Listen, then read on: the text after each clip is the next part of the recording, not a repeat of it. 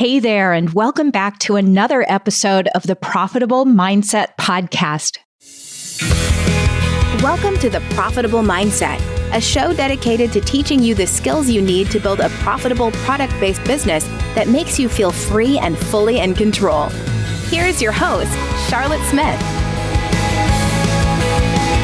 Hey there, welcome to episode number 43, which is also number 7 in our summer business planning series and business growing and developing series. And in today's episode, I'm going to talk to you about being the entrepreneur in your business, which is the boss, versus being the technician or the employee or the laborer, whatever you want to call it. And the reason I bring it up is it's crucial to your success in your business to differentiate these positions. But most people, when they're starting out, or even if they've been running their farms for years, often blur these two positions together and don't separate them out, I've noticed. And it's costing them their success. And blurring these roles together, not differentiating them, but just always being the employee and the boss at the same time, is one of the many reasons many farmers go out of business. So I want to encourage you today to start thinking about separating these roles out, no matter where you are in your business. Maybe you're just starting up, or maybe you're 5 years in and wonder why it's still such a struggle. Either way, or even 10 years in. And remember, these things I teach, it's never too late to pivot. So if you are many years in and you realize you're making one of these mistakes I'm talking about, you can totally pivot and rearrange what you're doing starting immediately. Today's episode is going to help you. First of all, though, I want to read a very special note I received from one of my coaching clients. I want to share it with you in case it inspires you to know that there is so much help out there for you. So my lovely client sent me these words. She said, "Since starting mindset coaching, I feel I have a plan to help my brain think clearly. I have a plan for what to do when I'm stressed and full of anxiety or depressed about something. It's helped me immensely to talk to someone who's not from my area or not someone that I'm not related to, so that I can have a fresh perspective on family and life and business. This has been truly valuable. Charlotte has practical strategies that I can start to practice the very day we talk about them. Strategies that are designed to help our family and farm life become more organized and much less stressful, and to help me be as productive and positive person as possible." Oh my goodness. Thank you so much for this note. I love helping you guys. Most people work with me on an average of 12 weeks. We meet once a week for 12 weeks. And I can tell you this, your life and business and family will transform. And I love watching every single one of you guys grow that are working with me. It's wonderful and truly my life's joy. All right, so diving back into today's episode, here's why I'm doing this today. I have a lot of farmers who come to me for help, and part of the reason they're overwhelmed is they're arguing with the reality that they can't do all the work that needs to be done and run the business. Now, if you're planning on scaling to get to a place of being profitable and sustainable, where the farm can support you in the way you want, whether it's a little side income or maybe supporting your whole family, you have to have a team. You've got to have employees. However, this is not usually what it looks like at the start for most of us, me included. When I started my farm 11 years ago, it was a one-woman operation, and many of you are the same way. And that's okay that we start off that way. Some of you will be that way for the first year. Some of you are still that way after years and it's exhausting you. So I've got help today. But for me, I was a month in when I realized I needed help because I had a dairy. I was milking cows twice a day, 7 days a week, with 3 kids at home who were playing sports and doing all the things. And I realized, whoa, this is not a one-woman project with a family too. So I was able to transition to getting help. I realized I was in a position where I was really forced to. And then what happened is gradually over the years, I worked myself out of milking completely because somebody had to run the business. What happens is way too many of you continue doing the labor for far too long. No one's tending to the business side of things in the way it should be. And then what happens is you struggle to ever get profitable. And sometimes you end up just digging yourselves deeper into the hole, falling further behind financially, emotionally, physically, spiritually, neglecting the part of your life that makes life so enjoyable because you're neglecting the business part of things. You're not getting your marketing done. You're not doing your financial planning or visioning for the future or strategizing or the 10-year plan or anything because you're caught up with all the work. Now, I understand this happens. You just can't let it go on too long. And that's why this episode is crucial. It's going to teach you how to move to the next level. And I learned this the hard way. Many of you are where I was. I was way over my head, working way too many hours. And one of the things I told myself, and you're going to have to be careful about this too, is, I said, I'm the one who gets the most milk from the cows. Any of you who milk cows know that they give different people more or less milk, depending on, I don't know that there is a science behind exactly why. I just thought my cows loved me more, but I'm sure it had a lot to do with experience and my level of confidence with the cows. So anyway, I always got more milk than anyone else. So it was hard to think of working myself out of milking because I was leaving money behind. And if employees were always milking full time and not me, I knew that that would cost me in a little bit of profit. And not a ton, but of course it adds up. You're going to find the same thing. You're going to find that the plants and the flowers grow better when you're the one seeding them or germinating them or planting them or harvesting. When you're the one deadheading, it's done in a better way. When you're the one taking care of the fields, the rows are straighter and everything grows better and works more efficiently when that happens. Or if you're the one moving the animals to fresh paddocks, you're able to be way more efficient with the use of grass. And again, because of your experience, your confidence, your knowledge. Okay, so you might be able to really easily predict the exact right size of the grass paddock that you need for that day, and you can get it up much quicker. So it seems like you're far more efficient and you're leaving money on the table if you work yourself out of this kind of labor. But what I want to tell you, when you are trying to build a profitable business, when you think about scaling, think about becoming more efficient, you are actually going to have to leave money on the table. It's the same thing I tell people when they're trying to please all their customers and they think, I've got to do this thing for this person and that thing for that person, or we might lose a few customers or lose some money. If I don't offer these specific cuts, we might lose people. Or if I use plastic milk jugs, we might lose a few customers. But as a business owner, you've got to be willing to leave some money on the table when making plans to grow and to becoming profitable and sustainable. It's crucial that you accept that you will leave money on the table. And when you're focused on building a profitable business, you can't be everything to everyone.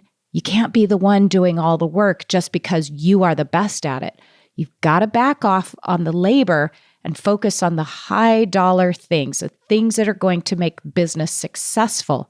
And a little extra milk or a few more beautiful flowers or a little more efficiency with pasture moves is not worth sacrificing the larger profit margins that will happen when you focus on the business and replace yourself with laborers. So you've heard that saying, maybe you're stepping over dollars to pick up pennies. When you're doing the labor on the farm because you're a little better than everyone else, and you think it's just faster to do it yourself, that is you stepping over dollars, $100 bills to pick up pennies.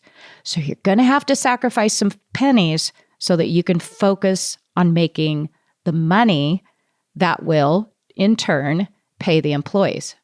And this is a mindset shift. This is nothing you have to change outside of yourself. It's shifting your mindset that you can leave a little money on the table because your employees don't get as big of a yield as you do, and that's okay. The larger picture focus will make up for it exponentially. Now, another reason people stay as the worker or the employee for way too long is they have this mindset or this idea that if I'm not doing the farm work, then how can I call myself a farmer? I've heard this from people. They think, well, if I'm in the office running the business, then people will think I'm not really a farmer. But you need to learn that mindset doesn't serve you. You won't be a farmer in business long term if you are just the laborer. Now, there are people who truly love only the labor part of it.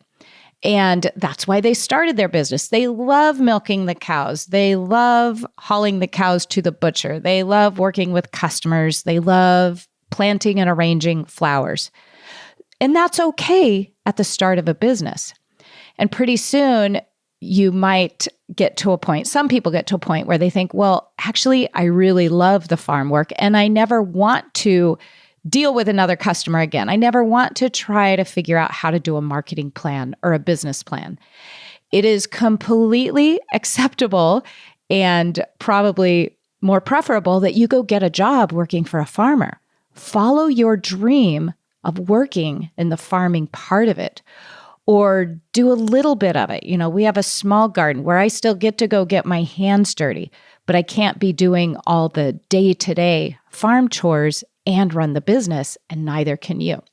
So my employees, I always tell them, if they think they want to start a farm, but they don't really want to run the business side of it, I tell them, you know, you're going to make more money working for me, getting paid $15 to $25 an hour than you will ever make on your own farm if you don't ever want to learn the things, the big picture things that will make your farm profitable. So there are a lot of people who've come to work for me over the years who wanted to start their own farm. And after 6 months or a year, realize, oh, I just really enjoy the labor part of it. I don't want to do the bigger visionary things. So my husband, for example, he doesn't have an interest in the business side of it. Luckily, we're partners. So he always says, I grow it, you sell it. I don't want to be involved in the business side of it. So we have a perfect partnership that way. And maybe if you're farming with a partner, hopefully at least one of you is interested in being the boss side of things and running the business side of things and learning all those things you've got to learn. Okay, so hopefully that's the case when you're in a partnership. Now, there's another reason people say they're afraid to give up the farm work. They are afraid that people outside of like their family or their neighbor farmers won't see them as the farmer and will criticize them if they're not out in the weeds, pun intended. They will say that people make comments that I'm not really the farmer because I'm in the office all day or I'm out doing marketing events or sales calls. This is something I hear a lot. And they've heard comments that, well, if you're in the office all day, you're not really a farmer. And they feel bad. So they think they have to keep laboring hard and working hard and being overly busy in order to prove that they're a farmer to other people. I want to tell you, though, do not spend your life trying to prove yourself to anybody else ever. This is something that holds a lot of people I work with back at first. When they first come to me, they realize, without even realizing it at first, that they are doing a lot of things they're doing to prove themselves to other people and prove their value and prove the value of what they do. I want to share a belief I hold that serves me really well, and you might want to consider it. Other people's opinions are none of your business. All right. Other people's opinions and thoughts of you, especially, are none of your business. Because what happens is your fear of others' thoughts and opinions of you and comments they might make will keep you small and broke. All right. Don't concern yourself one bit with what anyone else thinks of you. It's none of your business. Keep your eyes on your own paper.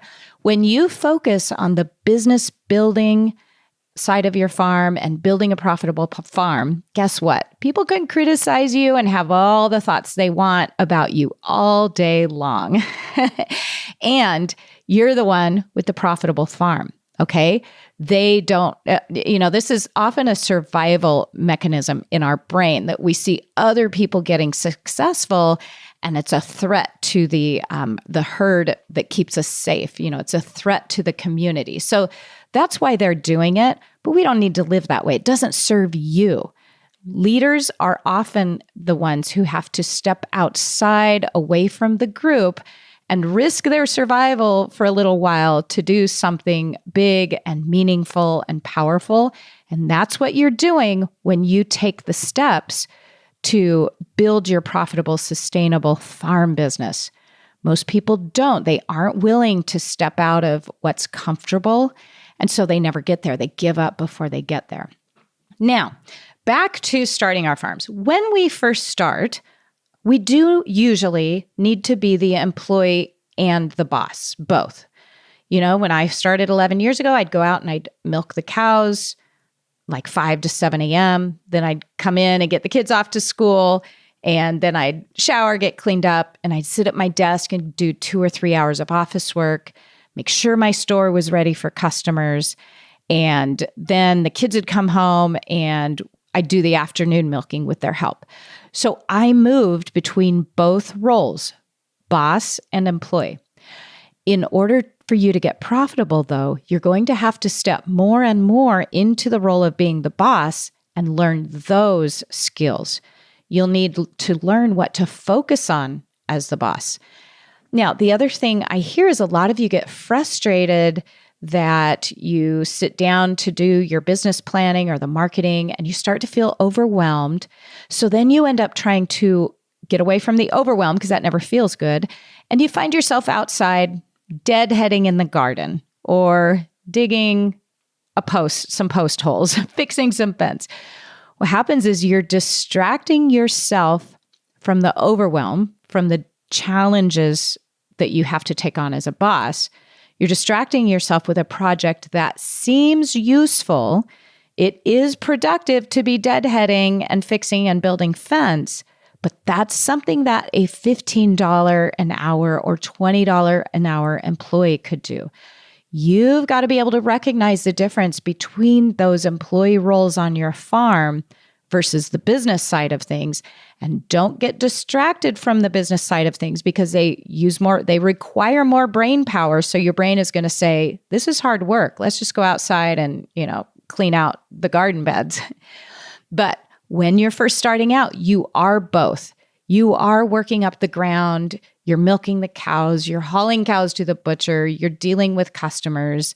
And then you go in and you do the books, maybe on the weekends or on the evenings, and you squeeze marketing in here and there. You are both roles when you first start out. But the sooner the better that you learn to step into the role of the boss, the owner, the visionary, the one who can focus on making money so that you can pay for all this beautiful vision you got going on. And the boss has the vision. The boss knows how to manage the money. The boss is looking at the health of the business. The boss is keeping an eye on the marketing, the sales, the finances. And as the boss, you are employing the farm laborers who are doing the work. You're setting out the plan and the systems for them.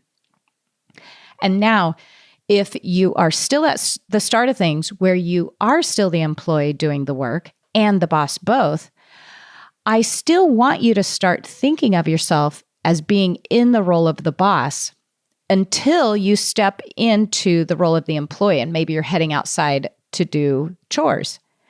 Then you'll want to shift your thinking to the mindset of you are the employee. So I know this is a weird mindset thing, but When you're in the office being the boss, I want you to think of yourself as the boss. When you get your chore clothes on to go outside and work, I want you to think of yourself as an employee. So you're not thinking boss things when you're out milking cows.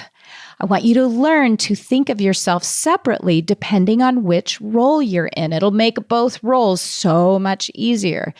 That way, as the boss, you can start to learn to set expectations of yourself as the employee. And then when you're in the role of the employee, you will actually set expectations of yourself as the boss. Then you will start to think in terms of you being a boss, and it'll make hiring employees so much easier because you will have learned to differentiate your role as you being the boss. You will learn to be very decisive and clear, and you will know what are your expectations of employees. And so at the start, that employee will be you.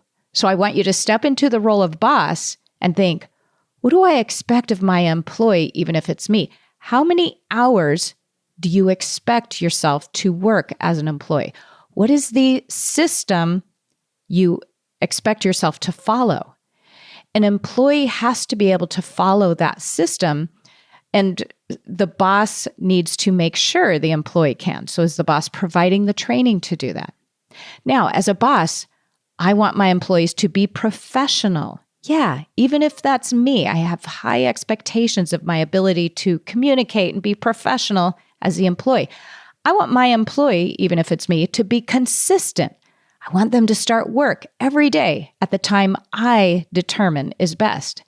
Yes, even if I'm the employee, I want that employee, even if it's me, to be doing things in a very professional, consistent, decisive way. I want them to complete the tasks in the order and the timing that I decide.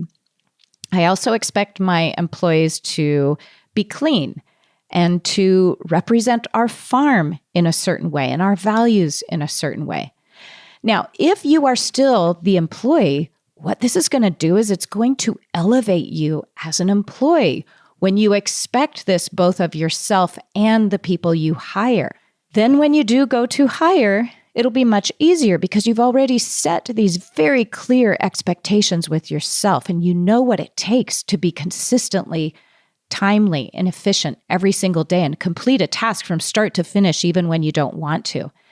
So then when you go to hire someone at first, maybe it's 5 hours a week or 10 hours a week or 20 or 40. It doesn't matter. But you will have already started to develop your expectations for hiring. So don't let yourself down as the boss when you're in the role of employee. And now let's take a look at the role of the boss. What is your job description as a boss? I want you to start making note of this, writing it down. Are you taking care of sales and marketing? Are you keeping all the records? Are you looking at the finances regularly so you know what's going on? You have a good idea of how much is coming in each month and how much is going out. You're not just leaving finances up to chance, but you're aware of everything that's going on. And then how many hours a day are you doing these requirements of the boss? This way you will learn to be more thorough in your job description as a boss, and that will better your chances of success. Yeah, even if you're still in both roles, boss and employee. So make sure your job description as an employee is completely separate than your job description as the boss. This is a very powerful exercise to sit down and write these two different job descriptions. Now, if you're looking at yourself from the position of being the employee, and again, we're just shifting perspective, what are the number of hours you expect your boss to be available to you to understand things? What are the strategies you're going to communicate? What is the plan that you want your boss to communicate? All right. You, as the employee, you rely on your boss for that plan. You rely on your boss to manage the money. The boss's job is to make sure there's enough money to pay the employees. So the boss has to understand cash flow and assets, sales and marketing. You got to make sure you've got your 10-year plan, your 20-year plan, your succession plan, your 5-year plan, your 1-year plan. you got to know what is the value you create for people. All right. So notice that I just shifted from we're in the employee role, looking at what we expect from our boss. Isn't it crazy? But it is so valuable to take on all these different perspectives and write down what you expect in each role. All right, now I want you to be really clear with yourself and honest with yourself and separate out these two roles and set your expectations both ways. So, what kind of boss are you? What kind of boss do you want to be? How do you want to run this company? A challenge I hear from a lot of people is they love farming so much. And of course, there's endless things to do on a farm. So they find themselves out doing the farm work and producing and packing boxes and believing they're still being productive, but they're actually avoiding doing the things that make money, the marketing, the sales, or planning for the finances.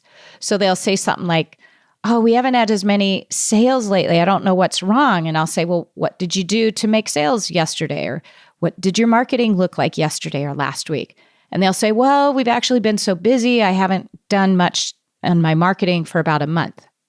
Well, if this is you, if you're letting your marketing slide as the boss because you're spending some time being distracted as an employee, you're not going to have any money. You're not going to have a business. All right. The boss is in charge of all these things that keep the business running. So make sure that you are very clearly stepping into the role of boss and you've decided how many hours a day or a week that is going to be. Then when you step into the role as the employee, which is going to be you for the first months or year or years, you very clearly are an employee and you're no longer the boss. You're no longer thinking about the boss things. You're doing the employee things. So separate those out. Now, for all of us, this is going to look different. Some of you might have one whole day where you're the boss and you are in the office doing the business planning and the visioning and the sales and the marketing and all the finances. And then you have another day where you're out doing the farm work. Maybe you're doing all the work that day, or you're supervising, or you're pitching in, helping with projects. Or if you're like me, I had to step into these two roles in the same day. So again, like I said at the beginning, I would milk my cows first thing in the morning. Then I'd come in and I was in my boss role for 3 hours. So I was a farm employee for 3 hours and I was the boss for 3 hours. And I very clearly differentiated, or I learned how to clearly differentiate those in my mind. And it made me so able to focus on just running the business when I was in my role as being the boss. Isn't it? It's amazing how it frees you up. It frees you up mentally so you aren't constantly anxious or worried that you're not doing your employee roles when you're being the boss, or you're not doing your visionary roles because you're out being the employee. When you step into each role separately, you will feel less stress and less overwhelm. All right, so when you do this exercise, you should now have a job description for an employee, which will make hiring so much easier. And you will have a job description for yourself as the boss, and you'll have a very clear line between what the employees are doing and what you are to be doing as the boss and the visionary. Got to keep them separate. Separating them out on paper will help you separate them out in your mind. Then when you're stepping outside into the barn or the field or the pasture in the role of employee and versus the role of the business owner, you are able to focus so much better. And like I said, most people blur these two together, which means you end up being the employee for way too long in your business. Okay, so if that's you, if you're blending these two roles and you're not able to scale, you're stressed, you're full of doubt and fear that maybe it won't work, you can't figure it out, just this exercise alone is going to help you differentiating between when you are the employee and having a very clear job description for that versus being the boss, the visionary, the one running the business. All right, now, the next thing people often get stopped up by when we get to a certain place working together is they'll say, Well, I can't afford to hire help. Here's what I want to tell you because of my training and research and work with people is the reason you can't afford to hire help is because you're thinking, I can't afford to hire help. Every thought you think, you guys, that's what you get. If you think I can't afford to hire help, you will never take the steps necessary to hire help. My coaching clients that are listening in, you know this more than anyone. So if you think I can't afford to hire help, you will never create the opportunity for you to hire help. You just won't feel motivated to do that. Instead, I encourage you to start entertaining new thoughts like, I'm going to figure out how I can afford to hire help right away. Guess what that does? Creates a feeling of openness, energy, excitement, maybe focus, maybe motivation. Creates a different emotion instead of doubt, fear, and stuck that it creates when you think, I can't afford to hire help. When you think, I'm figuring out how to hire help right away, creates motivation. Guess what? You're going to be able to hire help way sooner than you think. All right, so if this is you, if there's a good chance that you've blended the role of boss and employee together, just know it's time to separate them out. And then what's going to happen is you're going to see a lot more success in your business, a lot more consistent sales every single day. Customers are returning. You are reaching your financial goals because you are 100% focused on being the boss when it's time to do so. And again, if you're going to scale successfully, sustainably, you will find that you need to replace yourself for the most part as an employee doing the farm work. This means that everyday chores, whether that's milking or weeding or packing boxes, yes, even though you're more efficient at packing boxes than anyone else, in order to get to the next level, you will need to stop stepping over those dollars to pick up pennies and replace yourself doing the labor. Now, even though I replaced myself doing the milking, it doesn't mean that I wasn't still managing employees and monitoring what was going on with the cows and up in the barn, but I wasn't so buried in the chores that I couldn't see the big picture. I was able to go out and observe and see how we could be more efficient, or maybe where more training was needed, or maybe I saw got some creative solutions to some struggles we were having because I was in that position of being the boss and not doing the day-to-day tasks. So for you, maybe you designed flowers. So instead of you being the one planting and cutting and picking and doing all the design work, you can be the big picture person, the visionary. You can work with the client to design their perfect wedding. And then you've got the laborers there to pick all the flowers and put them all together according to your design. And you are building the relationships.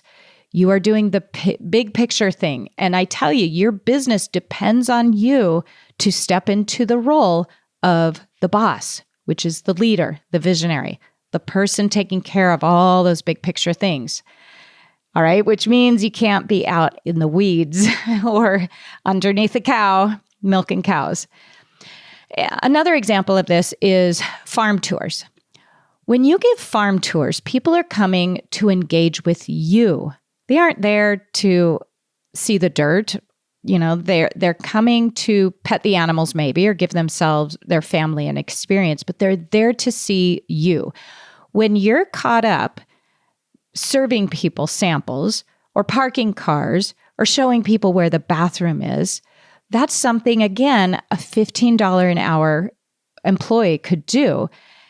Farm tours are a huge, or any event at your farm is a huge opportunity for you to relationship build, which means loyalty. It means people will come back and buy from you again and again and again, and price is no object because you have hired the staff to take care of all the labor at the event, whatever it is, and you are available. Your sole job is engaging with the people who are there. Your only to do that day is to build relationships. That is what keeps people coming back, and that is what gives you the ability to increase your prices so that you're making a profit finally. All right, so here's another takeaway. You must get to a point where you are replaceable as an employee in your business, or you will never get to that profitable farm. Okay, you guys, so here's a little bit of homework for you to dig into this week. I want you to practice stepping into the perspective of the employee and define that role. Write down exactly what the employee is responsible for. Then I want you to practice stepping into the role of the boss and create a job description of what the boss is to pay attention to there. Then next is, when you have that written down, shift your perspective with each role you take on. When you are going out to be the employee, make sure you're doing what the boss expects you to do as an employee. Keeping the schedule, following the systems, dressing appropriately, doing things from start to finish. Make sure that when you step into the role of that employee, you are doing what the boss, who happens to be you, expects. And do not be thinking of boss things while you're being the employee. That's going to stress you out. You're not going to focus as well, and you won't be as efficient. You also won't develop the ability to scale as easily. And then the same is true when you step into the role of the boss. Make sure you're doing everything there that you're supposed to be doing and thinking. This way, when you step fully and completely into the role of the boss, you won't be tempted to go out and do employee things, to go out and just deadhead for a little while or weed or check in on the pastures for the day. Okay, you are solidifying your role as a boss when you shift your perspective to be the boss when it's time to be the boss. Okay, so for your long-term success, this episode is going to help you be very aware that you are playing two different roles, boss and employee, and make sure you've separated them out in your mind and on paper. This way you have a very clear picture of when you are in each role and what each role is supposed to do, and you will get your plan in place for replacing yourself as that employee as soon as you can.